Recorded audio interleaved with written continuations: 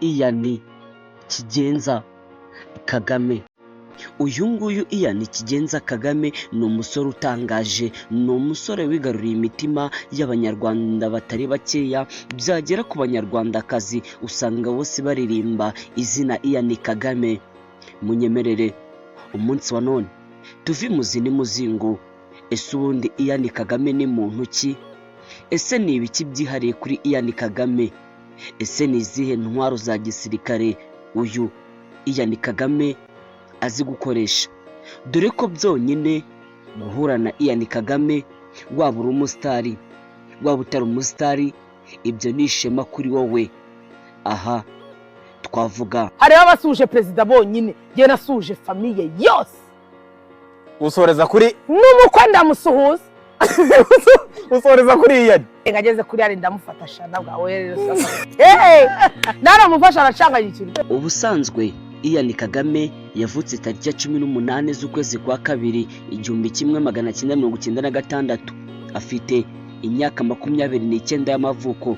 Ni umusore ufite uburebure bwa metero 1 na santimetero 95. Urumva ko n'umwe mu basore barebare cyane. Uyu afite ibiro 80.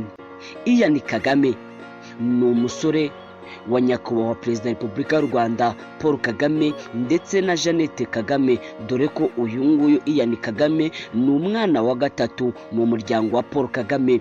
Uyu Paul Kagame akaba ari perezida w'igihugu cy'u Rwanda.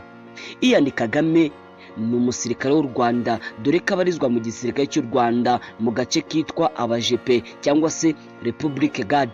Aba ni abarinda bakuru b'ibihugu ndetse n'abandi bakomeye muri guverinoma y'u Rwanda, dore ko uyu Iyani Kagame ni umwe mu bashinzwe umutekano wa nyakubahwa perezida wa Repubulika y'u Rwanda Paul Kagame ndetse akaba na papa w'umubyara, dore ko uyu nguyu Iyani Kagame muri aka gace kitwa bajepe afite ipeti rya captain. Ni ukuvuga ngo afite inyenyeri 3 mu gisirikare cy'u Rwanda.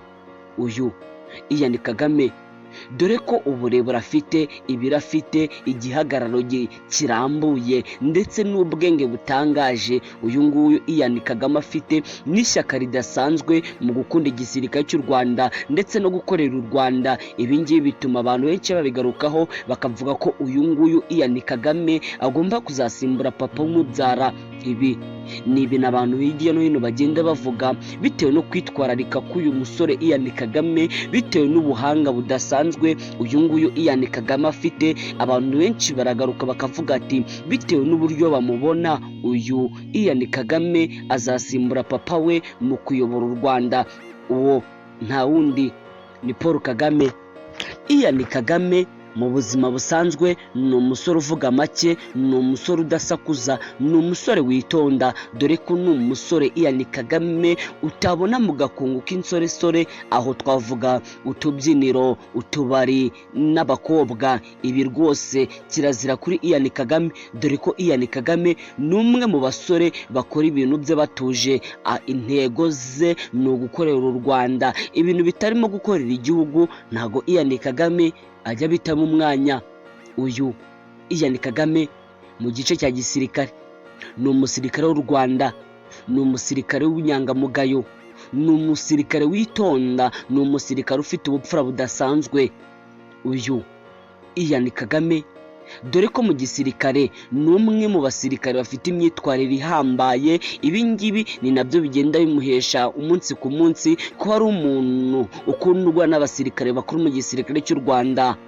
Aha twavuga nko kuba Iyani Kagame kugeza kuri uyu munsi wa none yambaye ipeti rya captain mu gisirikare cy'u Rwanda, nta kindi kintu abikesha, ni imyitwarire, ni ukwitwararika ndetse n'ubupfura n'ubunyangamugayo bumugaragaraho. Yitwa Iyani Kigenza Kagame. Niba hari undi ushaka ko twazagarukaho byandike muri comment. Ndabashimiye cyane.